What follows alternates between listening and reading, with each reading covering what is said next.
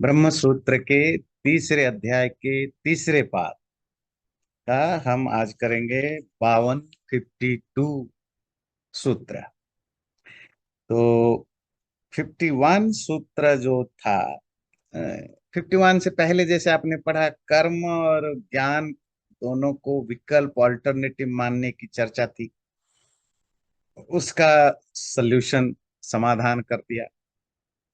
51 में टॉपिक था कि चलिए वो तो नहीं, पर जो उपासना है, मतलब जो साधना है, तपस्या है, और जो ज्ञान है, ये दोनों को अल्टरनेटिव मानो। क्योंकि उपासना तो वैसे भी उपनिषदों में विद्या ज्ञान के रूप में भी वर्ड यूज होते हैं उपासना के लिए। और जो अनुभव है, अनुभूति, रियलाइजेशन, उसको भी ज्ञान कहते हैं। तो ये दोनों को आप क्यों नहीं कह सकते हो कि ये दोनों से मुक्ति मिलती है? तो नहीं, वो भी नहीं हो सकता। हाँ, एक एक एक्चुअली प्रोसेस है, दूसरा रिजल्ट है। और सिर्फ नाम, क्योंकि उपासना को भी विद्या, प्रज्ञा, ज्ञान आदि शब्दों से कहा जाता है, ये नाम सामान्य, नेम की सिमिलरिटीज होने से दोनों एक नहीं होते हैं। जैसे एग्जाम्पल दिया कि अग्नि को भी मृत्यु कहा, परमात्मा को भी मृत्यु कहा। तो इट डजेंट मीन कि अग्नि और परमात्मा दोनों बराबर हो गए, अल्टरनेटिव हो गए। हाँ, अग्नि का रोल अलग है, परमात्मा का रोल अलग है। तो दोनों को मृत्यु कहने से नहीं होता।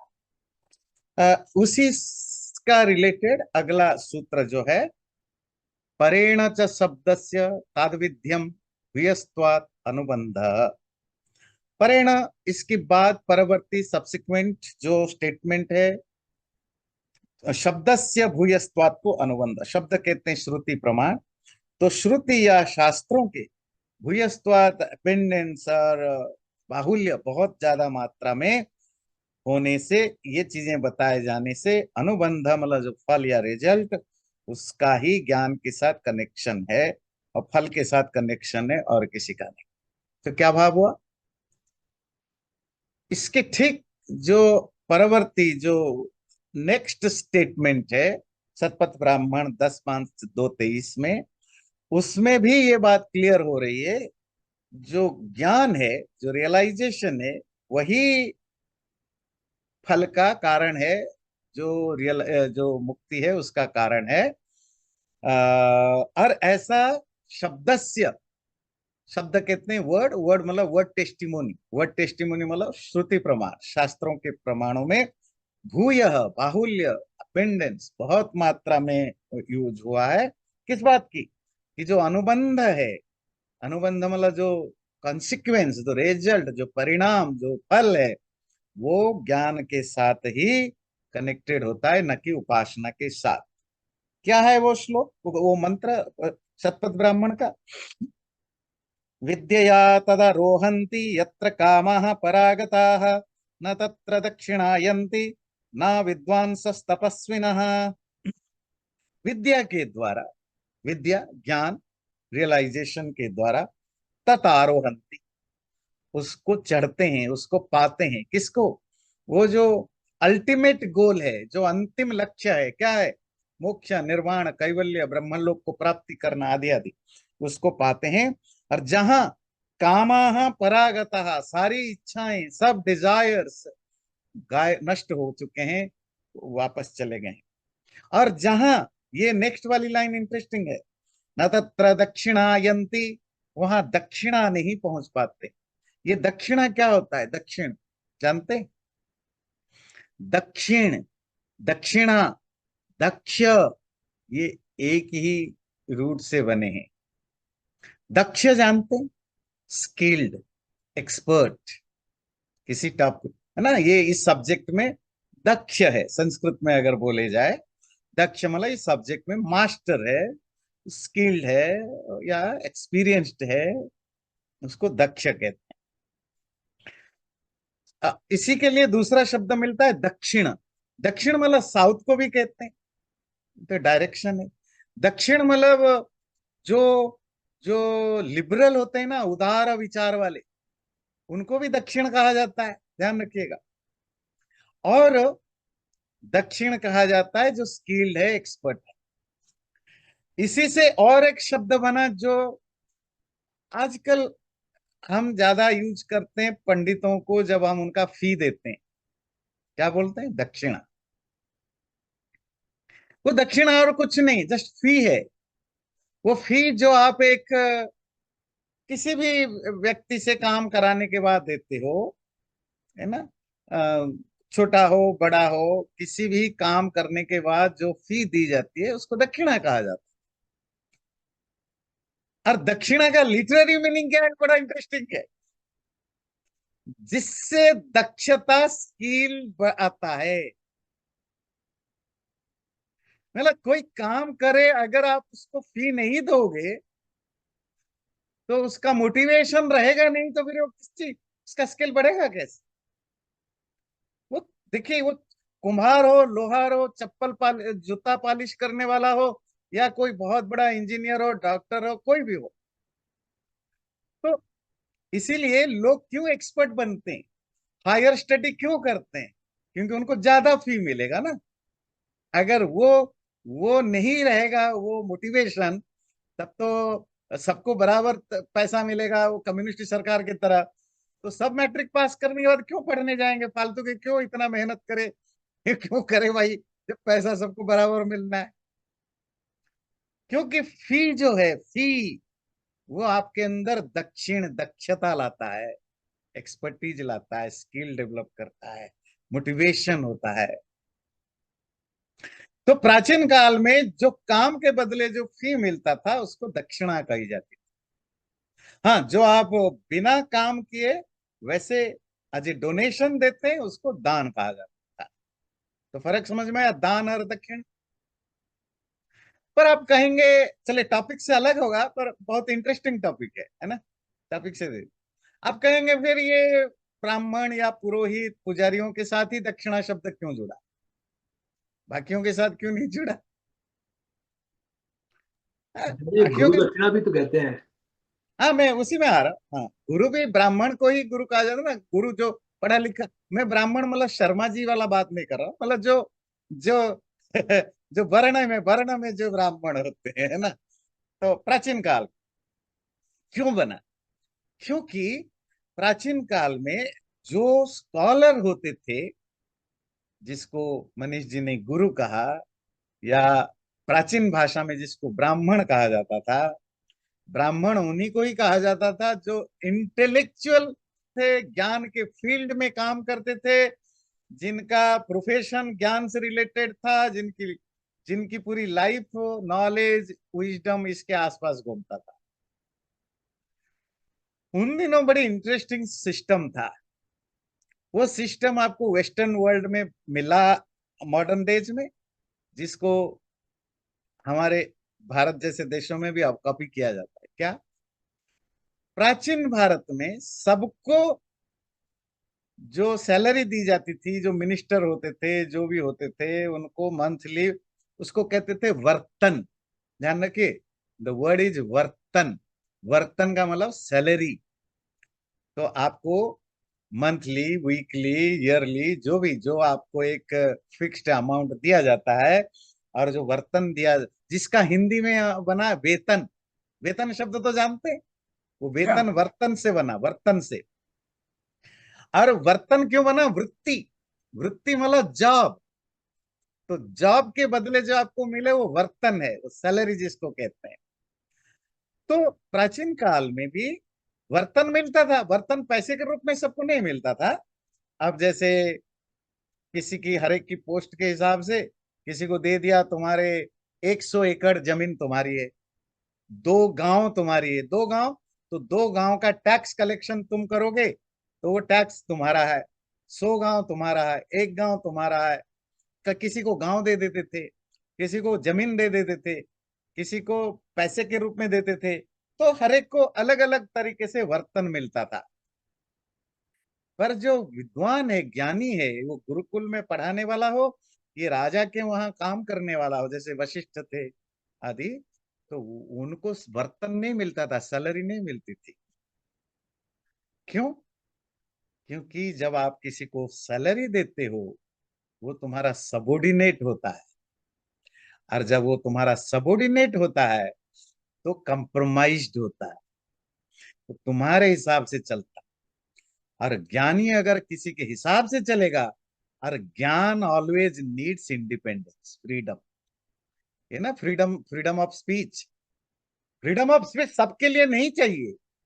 आम लोगों को फ्रीडम ऑफ स्पीच दोगे, इसका मतलब यही है कि जैसे फ्रीडम ऑफ एटम बम किसी को भी दे दो, क्योंकि आम लोगों को फ्रीडम ऑफ स्पीच दोगे तो गालियां देंगे।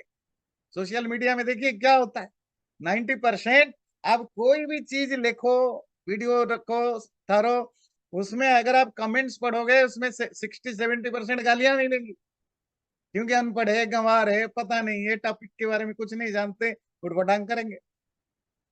पर फ्रीडम ऑफ एक्सप्रेशन आम लोगों का हो ना हो, ये अलग टॉपिक है। तो फ्रीडम ऑफ स्पीच ज्ञानियों के लिए बहुत जरूरी है, कि जो वो सोचें, जैसा वो समझें, ऐसा बोलें, लिखें, एक्सप्रेस करें, जिस रूप में बुक लिख के बताएं, बोल के बताएं, जैसे भी करें। क्योंकि अगर वो, उनको वो फ्रीडम नहीं मिलेगा, जो ज्ञान, जो जैसा वो समझते हैं वैसा एक्सप्रेस कर पाए, तो ज्ञान दब जाएगा, सच्चाई दब जाएगी। ज्ञान का पर्पस क्या है? The find the truth. जब जनेऊ संस्कार होता है, जनेऊ संस्कार क्यों होता है? जब बच्चा पढ़ाई करने के लिए गुरुकुल जाता था, पढ़ाई की इनिशिएशन है, और जनेऊ पहनते ही जो 5 मंत्र बोले जाते हैं, संकल्प मंत्र, उसके लास्ट में क्या आता है? अग्ने व्रतपते व्रतम चरिष्यामि तच्छकेयम तेनर्ध्यासम इदमहम अनृतात् सत्यमुपेयि। वो 5 मंत्र बोलता है जब पहली बार उसको जनेऊ पहना जाता है, और हर एक के आखिर में क्या आता है पता है? इदमहम अनृतात् सत्यम उपेयि। मैं जो विद्या ग्रहण करने जा रहा हूं, पढ़ने जा रहा हूं, मेरा ऑब्जेक्टिव क्या है पता है? मैं आज से झूठ से सच की ओर चलूंगा, अनरियल से रियलिटी की ओर जाऊंगा, इग्नोरेंस, अनृत झूठ से सत्य की ओर जाऊंगा। ये इंडियन एजुकेशन सिस्टम का ऑब्जेक्टिव था, जो कि आज जॉब में कन्वर्ट हो गया। हम प्रोफेशनली साइंटिस्ट हैं, पर विचारों में सुपरस्टिशियस हैं। क्यों? क्योंकि हम सच्चाई को एक्सेप्ट नहीं कर पाते। Even scientifically it's wrong, even logically it's wrong, even rationally it has no use, still we believe it. क्यों? हम अपने ज्ञान को, सच्चाई को मानने, जानने, एक्सेप्ट करने में यूज नहीं करते हैं, पैसा कमाने में, नाम कमाने में यूज करते हैं। तो प्राचीन काल में सिस्टम था, ज्ञानी विद्वान, मतलब एक सिंगल वर्ड में कहूं, ब्राह्मण, है ना। ब्राह्मण शब्द से आजकल दूसरे अर्थ में चला जाता है, पर ब्राह्मण समझिए। तो वो सैलरी नहीं लेते थे, जैसे आजकल वेस्टर्न वर्ल्ड में क्या हुआ पिछले 50, 100, 150 साल से, कि जो हायर एजुकेशन है, हायर एजुकेशन इनको फ्री कर दिया गया। सरकार पैसा देता है, पर कंट्रोल नहीं, ऑटोनोमस हो गए, है ना। यूनिवर्सिटी जो होते हैं ऑटोनोमस होते हैं ना। क्यों? प्रोफेसरों को आजादी चाहिए, और उनका जो हेड होगा वो भी कोई एजुकेशन का एक्सपर्ट होगा, कोई प्रोफेसर ही हेड करेगा यूनिवर्सिटी को, कोई पॉलिटिकल लीडर या कोई ऑफिसर नहीं कर सकता। क्यों? वो, उनको फ्रीडम चाहिए। यही कंसेप्ट एंशिएंट इंडिया में था। अच्छा चलो, उनको सैलरी नहीं दोगे, पैसा नहीं दोगे, जिंदा कैसे रहेंगे? तो फिर वो अपना काम करेंगे, फ्री, जिसको कहते हैं आजकल फ्रीलांस जॉब। फ्रीलांस जॉब क्या था? यज्ञ करना, कराना, ज्ञान देना, दिलाना, और उसके बदले जो लोग दे देते हैं, उससे क्या है, क्या बंधे हुए नहीं हो ना। आपके घर में एसी ठीक करने वाला आता है, उसकी मर्जी, वो आए ना आए, और आप उससे बदतमीजी करो, वो छोड़ के भाग जाएगा। वो आपके गुलाम में, आपके नौकर नहीं है। तो ब्राह्मणों को, वो ब्राह्मण मतलब ज्ञानियों को छूट था कि राजा के सामने भी खुल के बात कर सके। तो उनकी जीविका, लाइवलीहुड किससे चलता था? जिंदा तो रहना है, पैसा चाहिए। तो वो अपने यज्ञ आदि कर्म के द्वारा करते थे। उसके बदले उनको जो फी मिलती थी उसको कहा जाता था दक्षिणा। पर दक्षिणा की लिटरेरी मीनिंग है एक्सपर्टीज, स्किल। अब समझ में आया? स्किल और दक्षिणा या पैसा, फी, ये इंटर रिलेटेड होते हैं। और इसको अगर आप प्रूफ देखना है, आप मॉडर्न डे में देखिए क्यों लोग बड़े ज्यादा से ज्यादा मेहनत करके बड़ी बड़ी पढ़ाई करते हैं, बड़े बड़े मेहनत करते हैं रात दिन, 18-18 घंटे गूगल में। मैंने सुना ये जो आईटी सेक्टर में जो काम करते हैं, गूगल हेडक्वार्टर में, फेसबुक के हेडक्वार्टर में, वहाँ लड़कों के लिए वहीं सोने के लिए, वहीं अपना जिम के लिए वहीं का व्यवस्था है, क्योंकि उनको फिक्स है इतने घंटे के अंदर काम देना है। 18-18 घंटे, 20-20 घंटे काम करते हैं। क्या बिना बिना मोटिवेशन के कोई 18-20 घंटे कर सकता है? क्यों करते हैं? क्योंकि मोटा दक्षिणा मिलता है। ये दक्षिणा ही तो उनको मोटिवेट करता है कि मैं 20 घंटे करूं मुझे। और अगर कहेंगे नहीं तुम्हें भी हम उतने ही पैसा देंगे जो दूसरे, तो कहेंगे छोड़ो ना, फिर साथ हम वही 8-10 बजे आएंगे, 4 बजे जाएंगे। ये सिंपल लॉजिक है। और ये लॉजिक आज समझ में आया ऐसा नहीं है। ये लॉजिक 10-5 हजार साल पहले भी लोगों को पता था। इसे human psychology, that's how comes दक्षिणा। चलिए वेदांत से बिल्कुल अलग हो गया, पर ये एक इंटरेस्टिंग टॉपिक है ना दक्षिणा। चलो अब आते हैं टॉपिक पर। न तत्र दक्षिणायंती, तो यहाँ दक्षिणा क्या है? वहां कोई कितना भी स्किल्ड हो, एक्सपर्ट हो, वो वहां नहीं पहुंच सकता। न अविद्वान स, जो अविद्वान है, जो ज्ञानी नहीं है, वो भी वहां नहीं पहुंच सकता। तपस्विनः, कोई व्यक्ति, ये ध्यान दीजिए, कोई व्यक्ति कितनी तपस्या कर ले, तपस्या उपासना, अगर वो ज्ञान अर्जन नहीं कर पाया तो वो वहां नहीं पहुंच सकता। तो इस शतपथ ब्राह्मण के 10-5-2-23 में जो इंटरेस्टिंग चीज बताया, तपस्या कर लेने से कोई मुक्ति को नहीं पाता जब तक वो विद्वान, विद्वान ज्ञानी का मतलब, अगेन वो एक्सटर्नल ज्ञान नहीं। ज्ञान दो प्रकार तो क्लियर है ना, एक एक्सटर्नल ज्ञान और एक रियलाइजेशन बेस्ड ज्ञान। ये जो रियलाइजेशन बेस्ड ज्ञान, इसी को कहते हैं अनुभव, ब्रह्म ज्ञान, आत्मज्ञान। आत्मज्ञान पाए बिना तपस्वी को मुक्ति नहीं मिलती। तो अब ये यहाँ, ये उसी का अगला श्लोक है। इसमें कहते हैं ज्ञान से ही आप ऊपर जा सकते हो, अपनी कामनाएं आपकी नष्ट होगी। तो ज्ञान की चर्चा है मुक्ति की साधन के रूप में, तपस्या की नहीं। तो क्या तपस्या बेकार है? नहीं, तपस्या इंस्ट्रूमेंट है, तपस्या इंस्ट्रूमेंट है। दूसरा, परवर्ती स्टेज, ज्ञान परवर्ती स्टेज है उपासना की। तो उपासना आपकी प्रोसेस है और ज्ञान उसकी कल्मिनेशन है। तो श्रुति में परवर्ती मतलब लेटर, उपासना के द्वारा ही, उपासना से ही मुक्ति का कनेक्शन बताया गया, न कि पूर्ववर्ती तपस्या, उपासना आदि से मुक्ति का साधन नहीं है। तो इसी के साथ ये दो सूत्र जो पिछले बार पढ़ा था और आज, ये टॉपिक पूरा होता है। उपासना और ज्ञान दोनों अल्टरनेटिव नहीं है। उपासना साधन है, इंस्ट्रूमेंट है, और ज्ञान उसका रिजल्ट है। अब हम चलेंगे एक बिल्कुल नए टॉपिक पर। ये दो श्लोक है, और ये दो श्लोक, दो सूत्र आप एंजॉय करेंगे, क्योंकि ये आपके डे टू डे लाइफ से जुड़ा हुआ क्वेश्चन से रिलेटेड है। पहले सूत्र जो है वो 3-3-53, ये, क्षमा कीजिए हाँ, गुरु जी, एक शब्द को समझा दीजिए। ये परेण जो शब्द आया, परेण च शब्दस्य। परमल परवर्ती, नेक्स्ट, नेक्स्ट, ठीक। नेक्स्ट है ना, उसके बाद वाला जो है ठीक। ना, वो है या। ठीक। सूत्र है, एक आत्मनः शरीरे भावात्। अ, पहले सूत्र समझने से पहले थोड़ी समझ लेते हैं क्या पृष्ठभूमि क्या है, बैकग्राउंड क्या है। पूर्व पक्ष या जो भी शिष्य है, उसका कहना है मुक्ति किसको मिलती है? बोले आत्मा को मिलती है।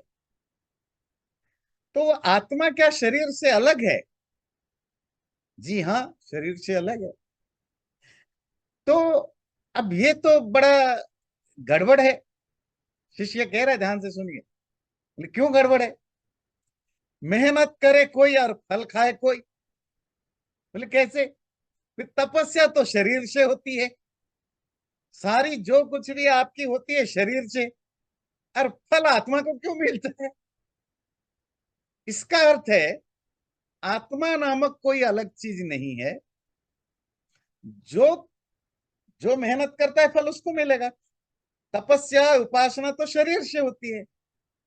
तो इसका मतलब शरीर का आत्मा शरीर ही है, शरीर के अलावा कोई और आत्मा नामक चीज नहीं है। उपासना शरीर से होती है तो शरीर को मुक्ति मिलेगी। तो फिर आप कहोगे कि नहीं, आत्मा शब्द का यूज तो शास्त्रों में है। तो वो बताते हैं वो आत्मा किसको कहते हैं। और ये जिसको आगे जाकर के जिसको हम चारवाक थ्योरी कहते हैं, तो एक तरह की ये चारवाक तो बहुत बाद में आए। हाँ, पर पर जो जो सोच है वो तो ये तो जब से ह्यूमन बीइंग पैदा हुआ तब से आस्तिक नास्तिक सोच चलते रहते हैं। तो अब हम वो समझेंगे। पूर्व पक्ष आत्मा को अलग से नहीं मानता, शरीर का ही एक प्रॉपर्टी के रूप में मानता है। कैसे? एक आत्मनः शरीरे भावात्। एक का मतलब एक है। कुछ लोग ऐसा कहते हैं, शरीरे, शरीर में ही आत्मा होने से, आत्मनः भावात्, शरीर से अलग, शरीर से डिफरेंट कोई आत्मा का एग्जिस्टेंस नहीं है। शरीर, आत्मा जो है वो शरीर में ही होता है। मतलब वैसे तो आत्मा शरीर के अंदर होता है, पर वो शरीर में होता है मतलब वो नहीं है। जो लोकायत ट्रेडिशन है, अब इस ट्रेडिशन का नाम है हमारे यहाँ, ध्यान से सुनिए, जो नास्तिक सोच है, जिसको वेस्टर्न वर्ल्ड में एथिस्ट कहते हैं, हमारे यहाँ इसको लोकायत कहते हैं। नास्तिक शब्द नहीं करते। हमारे यहाँ नास्तिक किसको कहते हैं पता है? ईश्वर को माने ना माने, आप आस्तिक नास्तिक नहीं है।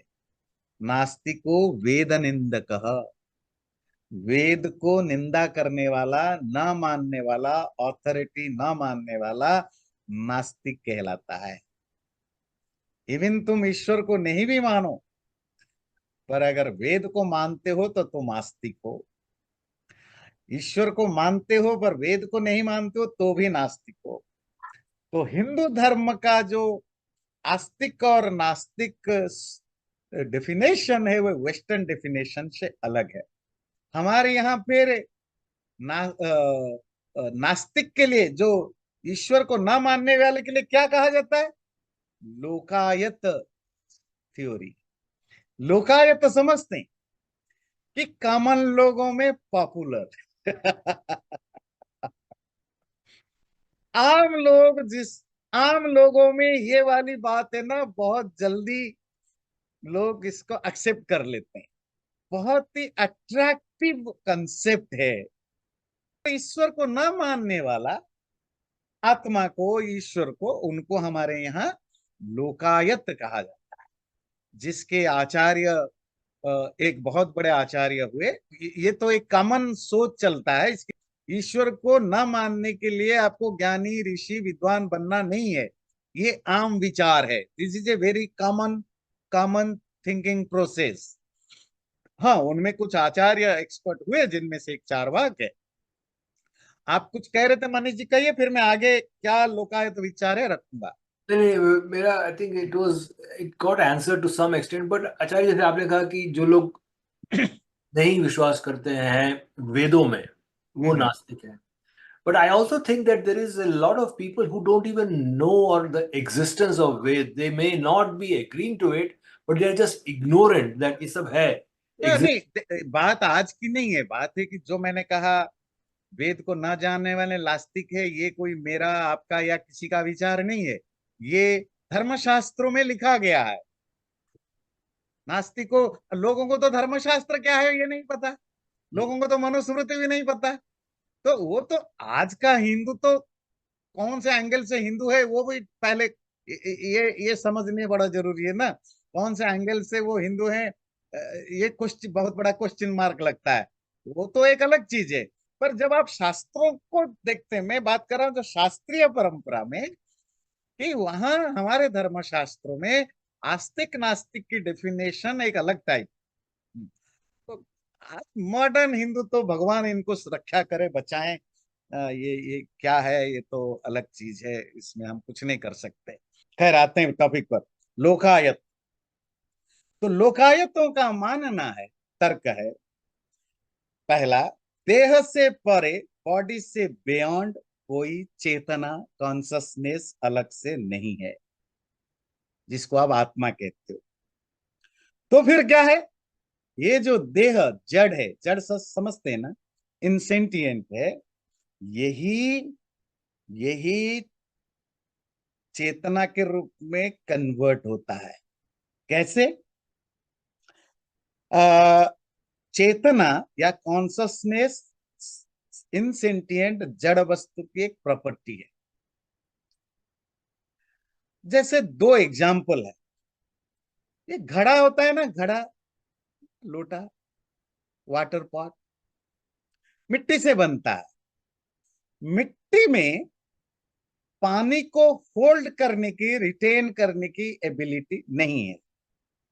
मतलब आप मिट्टी में पानी डालोगे, वो पानी को होल्ड कर पाएगा? रिटेन नहीं कर पाएगा ना। पर उसी मिट्टी को एक प्रॉपर वे में जब आप घड़े के रूप में कन्वर्ट कर देते हैं, तो घड़े में पानी को रिटेन करने की एबिलिटी आ जाती है। तो मतलब एबिलिटी, जो पोटेंशियल है, वो कोई बाहर से तो नहीं आया। मिट्टी में पोटेंशियल था, बस उसको एक प्रॉपर वे में स्ट्रक्चर करने की जरूरत थी, जिससे वो रिटेन कर पाए पानी। वही घड़ा टूट जाए तो उसकी रिटेंशन की एबिलिटी खत्म हो जाएगी। अब घड़े को तोड़ दीजिए, अब वो पानी को होल्ड नहीं कर सकता। ठीक वैसे जड़ तत्वों में चेतन नहीं है, पर चेतना की पोटेंशियल है। समझिए, बड़ा इंटरेस्टिंग लॉजिक है। चेतना की पोटेंशियल है। वही जड़ तत्व जब एक प्रॉपर प्रोसीजर से बॉडी के रूप में कन्वर्ट होते हैं, तो उसमें वो चेतना नामक एक धर्म, धर्म मतलब प्रॉपर्टी, उसमें वैसे ही आ जाती है जैसे मिट्टी घड़ा बनने के बाद घड़े में जल को रिटेन करने की, धारण करने की एबिलिटी आ जाती है। एक दूसरा एग्जांपल देते हैं। जैसे धागा, धागा समझते हैं, थ्रेड। धागे में ठंड को रोकने की, गर्मी से बचाने की, धूल से बचाने की एबिलिटी, पोटेंशियल एबिलिटी नहीं है। मतलब आप बहुत सारा धागा ला के लपेट डालिए, उससे आपको ठंड से बचाव नहीं होगा। पर उसी धागा को जब आप कपड़े के रूप में कन्वर्ट कर देते हैं, वो कपड़ा आपको धूल, ठंड, गर्मी आदि से और शरीर को ढकने, कवर करने के लिए उसमें एबिलिटी आ जाती है। इसका मतलब है कि धागे में एबिलिटी नहीं है, पर पोटेंशियल है। जब ये प्रॉपर तरीके से उसको स्ट्रक्चर किया जाए, तो उसमें ठंड रोकने की एबिलिटी क्रिएट हो जाती है। इसी तरह मैटेरियल वर्ल्ड में चेतना नहीं है, पर उसमें पोटेंशियल है। वही मैटेरियल चीजें जो बॉडी के रूप में फॉर्म्ड हो जाते हैं, तो उसमें चेतना अर्थात ज्ञान को, चेतना क्या है, ज्ञान करने की एबिलिटी या वो मैनिफेस्टेड हो जाते हैं। इट्स ए क्वेश्चन ऑफ क्या, मैनिफेस्टेशन। चेतना जड़ पदार्थ में है, अनमैनिफेस्टेड फॉर्म में। जब उनको एक प्रॉपर स्ट्रक्चर में कन्वर्ट कर दिया जाता है, वो चेतना वो डेवलप हो जाता है, उसी को चेतना कहते हैं। इसीलिए इसीलिए शरीर का धर्म प्रॉपर्टी चेतना है। शरीर के अलावा कोई दूसरा इंडिपेंडेंट एंटिटी चेतना जिसका वो आत्मा कहते हो नहीं। बात क्लियर हुई। जो जो पूर्व पक्ष की जो लॉजिक है, पूर्व पक्ष को हमेशा सीरियसली सुनना समझना जरूरी है। अगर आप पूर्व पक्ष को ठीक से नहीं समझेंगे, उत्तर पक्ष आपका हमेशा कमजोर रहेगा। उतने ही श्रद्धा से पूर्व पक्ष को समझिए। तो आचार्य जी, आपने जैसे कहा बॉडी का कैरेक्टरिस्टिक और बॉडी में वो एबिलिटी आ जाती है चेतना की, फिर आपने यूज किया word atma which is synonymous to chetna in this particular argument. या चेतना को ही आत्मा कहा जाता है ना। So if I go back to some other section of this of our scriptures where आत्मा सूक्ष्म शरीर के साथ बदन को छोड़ता है और दूसरे बदन में जा दूसरे, how is that related then? नहीं, वो आप अभी उसकी एडवोकेट कर रहे हैं जो एस्टैब्लिश्ड है। मैं अभी इविल एडवोकेट, वो कहते हैं डेविल्स एडवोकेट हूँ। अच्छा, आप ऑपोजिट साइड में हैं। अच्छा, ओके। अभी आप अपोजिट साइड को समझिए। अपोजिट साइड का कहना है कि वो तो मानते ही नहीं पुनर्जन्म कुछ होता है ना। पुनर्जन्म को तो मानते नहीं। भाई आत्मा क्या है, शरीर नष्ट हो गया, चेतना खत्म, बस यही मुक्ति है। मुक्ति क्या है, बॉडी जब नष्ट हो गया तो उसकी जो प्रॉपर्टी है वो कोलैप्स कर गया, चेतना का आत्मा बस खत्म, और कुछ बचा ही नहीं, नथिंग। यावत् जीवेत सुखम जीवेत, ऋणम कृत्वा घृतम पिबेत, भस्मीभूतस्य देहस्य पुनरागमनम कुतः। जब तक जियो शान से जियो, शौक पूरा करके जियो, पैसा नहीं है भी कर्जा करके घी पियो, क्योंकि शरीर नष्ट होने पर कुछ बचता नहीं है। किसको चुकाना, कौन पूछने वाला, किसको देना, क्योंकि जो खत्म हो गया यही खत्म हो गया। ये जो आपने संस्कृत में बोला आचार्य जी, ये एक्चुअली किसी ग्रंथ का वर्स है? हाँ, ये हमारे यहाँ नास्तिक हिंदू धर्म में, मतलब भारत में नास्तिक परंपरा का भी तो ट्रेडिशन रहा है ना। उनके भी बुक्स हैं, उनके भी ओह, श्लोक हैं, उनके भी ग्रंथ हैं, वो भी हमारे आर्गुमेंट में पार्ट बनते हैं। हर शास्त्र में उनको कोट किया जाता है, उनके साथ आर्गुमेंट होता है। आचार्य हमारे यहाँ रहे हैं, हम बड़े लिबरल सोसाइटी रहे हैं जी। बस है कि आजकल के ये पढ़े लिखे हिंदू ज्यादा ही ब्रेन क्या कहते हैं, नैरो माइंडेड है। हम तो बड़े, हर चीज हमारे यहाँ होते थे, उनको भी पूरा पूरा वेलकम होता था। ये श्लोक पुराना श्लोक है। जी गुरु जी, तो वही तो जी। बोलते हैं कि आत्मा ही शरीर है, शरीर ही आत्मा है। ये तो हम्म। वही बोल रहे हैं ना चारवाक हाँ, जी। वही हाँ, मतलब चारवाक आत्मा शरीर है, मतलब वो कहते हैं शरीर का जो धर्म है, प्रॉपर्टी है, वही उस उसी को आत्मा कहते हैं। जी आत्मा मतलब जी चेतन, चेतना आत्मा एक ही चीज है, ध्यान रखिएगा। जी चेतन और जी। आत्मा एक ही चीज। हम्म, तो दो एग्जाम्पल मैंने आपके सामने रखा, धागा और कपड़ा, मिट्टी और बर्तन। घड़ा। अब आप आते हैं, इसीलिए देह से अलग, बॉडी से सेपरेट कोई चेतना या आत्मा मानने की जरूरत नहीं। तो जो मोक्ष या जो लिबरेशन है, ये आत्मा भोगता है, ये बोलना गलत है। यही शरीर ही आत्मा को सुख, वो जो भी सुख दुख भोगता है इस जीवन में शरीर ही भोगता है, और जो मरने के बाद जो मुक्ति होगी वो शरीर को ही होगी, क्योंकि और इसके अलावा कुछ। और एक इसके लिए बहुत इंपॉर्टेंट लॉजिक है, बोला तीसरी लॉजिक मैं आपको दे रहा हूं।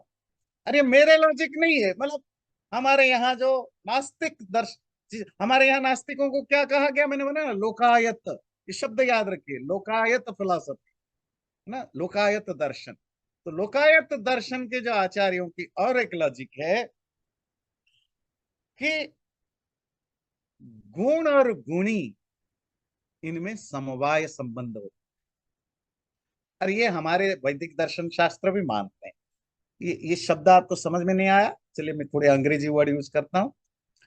गुण कहते हैं जो प्रॉपर्टी या क्वालिटी, और गुणी मतलब जिसमें वो प्रॉपर्टी है, जो सब्सटेंस। इन दोनों के बीच का जो रिलेशनशिप है वो इनहेरेंट रिलेशनशिप है। जैसे लोहा, आयरन, और जो आयरन की जो भी प्रॉपर्टीज होते, आप आयरन की प्रॉपर्टी को अलग करके आयरन को अलग नहीं कर सकते हो ना। आयरन की प्रॉपर्टी अलग होगी, आयरन ही रहा नहीं। जैसे आप पानी को कहते हो H2O, या ठंडा होना, चलो वो H2O को आप हटा दोगे तो पानी नाम का कोई चीज बचेगा? क्यों? ना बात समझ में आती है ना? नहीं। तो गुण और गुणी, धर्म और धर्मी, धर्मी सब्सटेंस, धर्म प्रॉपर्टी क्वालिटी, ये समवाय संबंध से इनसेपरेबल रिलेशनशिप में होते हैं। बात समझ में आई? इसी तरह प्रॉपर्टी और क्वालिटी, इसी तरह चेतना, शरीर, ये दोनों गुण गुणी संबंध से होते हैं। अर्थात चेतना प्रॉपर्टी है, धर्म है, और शरीर सब्सटेंस है। जब तक शरीर है तब तक चेतना है, या जब तक चेतना है तब तक शरीर है। चेतना चला जाए शरीर नहीं है। तो मृत्यु किसको कहते हैं? जब शरीर की जो प्रॉपर्टी है वो खत्म हो गया तो शरीर भी नष्ट हो जाता है। इसीलिए शरीर से अलग किसी आत्मा को मानना, और वो आत्मा शरीर से अलग है पर शरीर के अंदर रहता है, ये थ्योरी गलत है। बात क्लियर हो गई? इन ए नटशेल, आत्मा शरीर का धर्म है। धर्म मतलब प्रॉपर्टी है, अलग से कोई आत्मा नहीं है। ये पूर्व पक्ष के आर्गुमेंट है। व्यतिरेक तद भावा भावित्वात् न तो उपलब्धिवत्। उत्तर पक्ष अर्थात ब्रह्म सूत्रकार कहते हैं, नहीं, आत्मा और देह में व्यतिरेक है, डिस्टिंक्शन है, सेपरेट दोनों हैं। क्योंकि तत् भाव अभावित्वात्, शरीर के भाव या एग्जिस्टेंस होने पर भी चेतना का अभाव दिखाई देता है। तो उपलब्ध, तो न तो उपलब्धि बात, और इसीलिए, क्योंकि इसीलिए शरीर का धर्म आत्मा नहीं है। उपलब्धि जो ज्ञान की उपलब्धि है वो शरीर से अलग आत्मा को ही होता है। अब आपने वो 3 आर्गुमेंट आपने सुना, जो उसमें सबसे बड़ा आर्गुमेंट था कि चेतना शरीर का धर्म है। मैटर का, जड़ वस्तु का एक प्रॉपर्टी चेतना है। वो अनमैनिफेस्टेड फॉर्म में होता है। जब एक प्रॉपर तरीके से स्ट्रक्चर्ड होता है तो वो चेतना उसमें मैनिफेस्ट करता है। ये क्लियर है? शरीर के रूप में आता है तो शरीर, जैसे एग्जाम्पल दिया मिट्टी का, मिट्टी, घड़ा, धागा और कपड़ा। और वो एक और एक इंटरेस्टिंग एग्जाम्पल देते हैं, शराब। शराब, जैसे शराब किससे बनता है? फलों से, अंगूर है, इन सब चीजों से बनता है। पहले अंगूर या जो वो फल है उसी से शराब बनता है। तो अंगूर में पोटेंशियल तो है शराब बनने की, अल्कोहल होने की। हाँ, जब उस अंगूर का एक प्रॉपर प्रोसीजर से आप गुजारते हो तो अंगूर का रस में एक खास तरह की प्रॉपर्टी मैनिफेस्ट करता है, और वही जिसको आप नशा कहते हो। वो नशा आपको आपको नशे के कारण आपका बिहेवियर चेंज हो जाता है। सेम थिंग, चेतना एक नशे की तरह है। शरीर जब प्रॉपर प्रोसीजर से जाता है, उसमें खास तरह की नशे की तरह एक चीज पैदा होती है जिसको आप चेतना कहते हो। तो चेतना शरीर का धर्म है, प्रॉपर्टी है। कभी अनमैनिफेस्ट होता है, अव्यक्त, और कभी मैनिफेस्ट, व्यक्त होता है शरीर के समय। अगर आप ऐसा कहना चाहते हो तो उत्तर पक्ष कहता है तो, और आपने खुद कहा गुण और गुणी, धर्म और धर्मी के बीच में परमानेंट रिलेशनशिप होता है, इनहेरेंट रिलेशनशिप होता है, कभी नष्ट नहीं होता। तो पर हम देखते हैं शरीर के जो दूसरे प्रॉपर्टीज हैं, रूप, रस, गंध, स्पर्श, कि शरीर को देखा जा सकता है, ये उसकी एक प्रॉपर्टी है। शरीर को छुआ जा सकता है, ये उसकी एक प्रॉपर्टी है। वायु को देख नहीं सकते हैं ना, क्योंकि वायु में देखने की प्रॉपर्टी धर्म नहीं है। आकाश को आप छू नहीं सकते हो ना, क्योंकि आकाश में छूने की प्रॉपर्टी नहीं है। शरीर में, शरीर को रूप है, रस है, स्मेल किया जा सकता है, टच किया जा सकता है। जैसे रूप, रस, गंध आदि शरीर के धर्म होते हैं, और वो रूप क्या है, क्योंकि परमानेंटली उसके साथ रहते हैं। इवन जब बॉडी, जब मर भी जाते हैं ना, डेड बॉडी, डेड बॉडी में रूप, रस, गंध, स्पर्श रहते हैं कि नहीं रहते हैं? रहते हैं। अगर चेतना उसी तरह का ही धर्म है तो डेड बॉडी तो है, बॉडी तो एग्जिस्ट करता है, पर चेतना तो नहीं है। बात समझ में आती है? आयरन जब तक है तब तक आयरन की प्रॉपर्टी तो आयरन में होगी होगी। वो जंग लग जाए, कीड़ा लग जाए, इतनी छोटी सी पीस बन जाए, अगर वो 1 सेंटीमीटर की भी लोहा रहे तो उसमें तो प्रॉपर्टी रहेगी। तो डेड बॉडी में भी चेतना होनी चाहिए, क्योंकि बॉडी के जो एक्चुअल धर्म होते हैं, रूप, रस, गंध आदि, वो डेड बॉडी में भी होते हैं। पर एक ही चीज मिस होता है, चेतना। तो अगर शरीर का धर्म चेतना होता तो फिर डेड बॉडी में क्यों नहीं होता चेतना? डेड बॉडी में ज्ञान क्यों नहीं होता? इसका अर्थ है कि चेतना बॉडी का प्रॉपर्टी धर्म नहीं है। दूसरी लॉजिक है ज्ञान और ज्ञेय। ज्ञान कहते हैं नॉलेज, ज्ञेय कहते हैं ऑब्जेक्ट ऑफ नॉलेज। जिसको जाना जाता है वो ज्ञेय है, जो जानना है वो ज्ञान है। मैं इस पुस्तक को जानता हूं तो पुस्तक ज्ञेय है, और जानना ज्ञान है।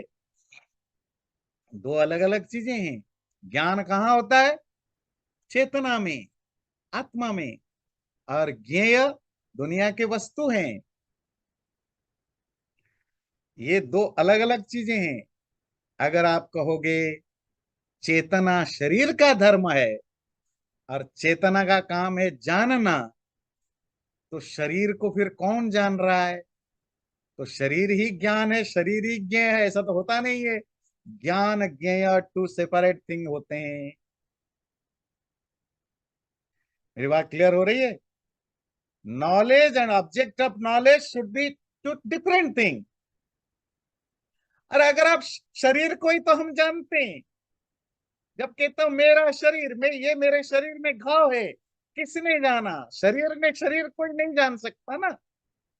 जैसे अग्नि का धर्म है जलाना, ध्यान से सुनिए, पर अग्नि खुद को तो नहीं जला सकता ना।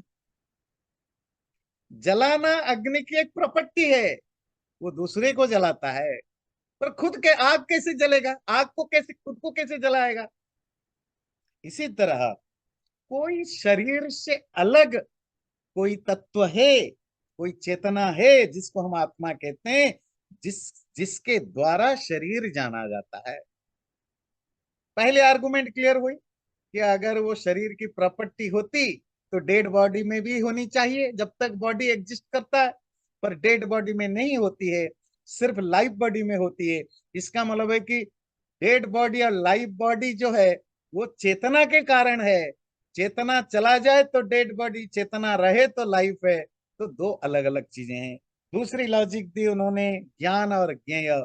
तीसरी आर्गुमेंट दे रहे हैं ये जो आपने कहा कि ये जो चेतना है ये बॉडी के बिना फंक्शन तो नहीं करता। अच्छा, ये वाली आर्गुमेंट मैंने आपको भूल गया था देने, चलो अभी दे देता हूं, पहले समझ लीजिए। पूर्व पक्ष का कहना था कि अगर चेतना, चेतना मतलब आत्मा, क्लियर है ना, चेतना कॉन्शसनेस आत्मा एक ही चीज है। चेतना और शरीर दो अलग अलग चीजें हैं। ऐसा कभी मिला है कि चेतना है पर बिना शरीर का है? चेतना तो हमेशा, और जो आप और आप आर्ग्यू करोगे नहीं, मुक्ति, मुक्ति के अवस्था में चेतना बिना शरीर के होता है, ये तो मुक्ति को मानता ही नहीं, तो उसको आप उसको आर्ग्यू क्यों दोगे उसको? आर्ग्यू तो उसी पर होगा ना जहां दोनों लोग जिसमें एग्री करते हैं। मतलब आप किसी मुसलमान को कहोगे जी वेद में लिखा है इसलिए प्रमाण है, तो कहेगा हम तुम्हारे वेद थोड़े ही मानते। आर्ग्यू किस पर होती है? जब दोनों जिस चीज को प्रमाण मानते हैं, ठीक है। तो पर सच बात है कि चेतना शरीर के अलावा और तो कहीं फंक्शन नहीं कर सकता। तो शरीर, इसीलिए तो हम चेतना को अलग क्यों मानते हो? वो शरीर के ही धर्म है। आप खामो खा बोलते हो चेतना अलग चीज है। कोई शरीर से अलग चेतना बना के दिखाओ कहीं एग्जिस्ट करके। उस आर्गुमेंट के लिए कहते हैं, अगर आप इस बात के लिए आर्ग्यू करते हो शरीर के बिना चेतना फंक्शन नहीं करता, इसीलिए चेतना को शरीर का ही एक धर्म मान लिया जाए, तो भाई चेतना तो लाइट के बिना भी ज्ञान नहीं करता। ज्ञान समझते हैं ना, ज्ञान किसकी प्रॉपर्टी है? चेतना की। ध्यान रखिए, मतलब डेड बॉडी, इनसेंटिएंट, अचेतन चीजों में सेंसेशन ज्ञान नहीं होता। हमारे यहाँ पेड़ पौधों को क्यों माना जाता है प्राणी है, जीव है, आत्मा है? क्योंकि सेंसेशन है, कम मात्रा में भी है। ईंट पत्थर को नहीं मानते ना, क्योंकि ये हमारे क्लियर है कि आत्मा कैसे जानोगे? इंडिकेटिव साइन है ज्ञान, सेंसेशन। चलो, तो आप कहोगे अगर आप के शरीर के बिना चेतन फंक्शन नहीं कर सकता, इसीलिए शरीर को ही चेतना मानो, फिर मतलब है कि जिसके बिना चेतन फंक्शन नहीं कर सकता तो सबको हम चेतन मानेंगे। भाई चेतन होने पर भी लाइट अगर ना हो, अंधेरा हो, तो भी आपको कुछ पता नहीं चलता। घर के अंदर जाओ और डार्क है, अंधेरा है, तो आपको कोई पूछे बताओ बैग कहाँ रखा है, खाना कहाँ रखा है, आपको दिखाई नहीं देगा। तो लाइट के बिना ज्ञान नहीं होता। तो क्या लाइट को भी आप कहोगे चेतना है? नहीं, लाइट इंस्ट्रूमेंट है, शरीर भी इंस्ट्रूमेंट है। ज्ञान तो चेतना का ही है, पर उस ज्ञान को यूज करने के लिए हमें कुछ एक्सटर्नल चीजों की जरूरत पड़ती है। उसमें लाइट की भी जरूरत है, उसमें ऑब्जेक्ट की भी जरूरत है, उसमें सेंसेस की भी जरूरत है, उसमें बॉडी की भी जरूरत है। तो इसीलिए ज्ञान लाइट का धर्म जैसे नहीं होता, इसी तरह ज्ञान शरीर का भी धर्म नहीं होगा। हो सकता है आप कंफ्यूज हो जाए, आप चेतना की बात कर रहे थे अब ज्ञान की बात कर रहे हैं। चेतना, ज्ञान, आत्मा एक ही चीज है। ज्ञान चेतना का ही एक सिम्टम है। चौथी आर्गुमेंट, शरीर के अंदर भी इवन एक्सटर्नल यूज ना किए बिना भी आत्मा फंक्शन करता है। जब तुम्हारा बॉडी डीप स्लीप में चला जाता है, अर्थात इनएक्टिव होता है, तुम्हारा माइंड, सेंसेस, बॉडी कुछ भी नहीं काम करता, तो भी तो ज्ञान होता है। उसको आप क्या कहते हो? सुषुप्ति, स्वप्नावस्था। ये तो शरीर के दो बिना ही का जो हो रहा है, ज्ञान हो रहा है। शरीर, तो शरीर की वहां जरूरत ही नहीं पड़ती है, ये इंटरनल ज्ञान भी हो रहा है। इसीलिए आत्मा शरीर का धर्म या प्रॉपर्टी या गुण नहीं है, ये एक अलग वस्तु है जिसको आत्मा कहते हैं। वो चेतना आत्मा की प्रॉपर्टी है, ज्ञान उस चेतना का सिम्टम है। तो आत्मा जहां होगी चेतना वहीं होती है। चेतना जहां है वहीं सेंसेशन ज्ञान होता है। देह उसकी एसेंशियल इंस्ट्रूमेंट है। इंस्ट्रूमेंट अलग अलग तरीके के होते हैं। एक होता है एसेंशियल इंस्ट्रूमेंट, मतलब जिसके बिना आप सरवाइव नहीं कर सकते। तो बॉडी उसके लिए एक एसेंशियल इंस्ट्रूमेंट है। किसके लिए? दुनिया को भोगने और त्यागने के लिए। भोगाप वर्गार्थ, यूनिवर्स को एंजॉय करना है आत्मा को, कैसे करेगा? बॉडी के थ्रू करेगा। इस संसार को छोड़ना है, मुक्ति के पथ पर जाना है, कैसे करेगा? कैसे? मतलब तपस्या उपासना किससे होगा? बॉडी से होगा।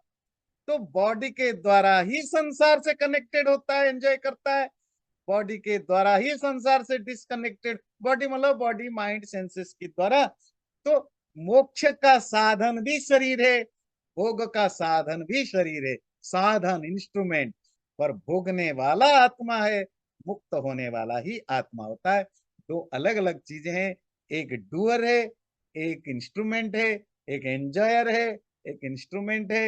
एक फ्रीड है, एक फ्रीडम की इंस्ट्रूमेंट है। तो इस तरह देह और आत्मा दो अलग अलग चीजें हैं। चैनल को सब्सक्राइब जरूर करें और वीडियो अच्छा लगे लाइक भी जरूर करें।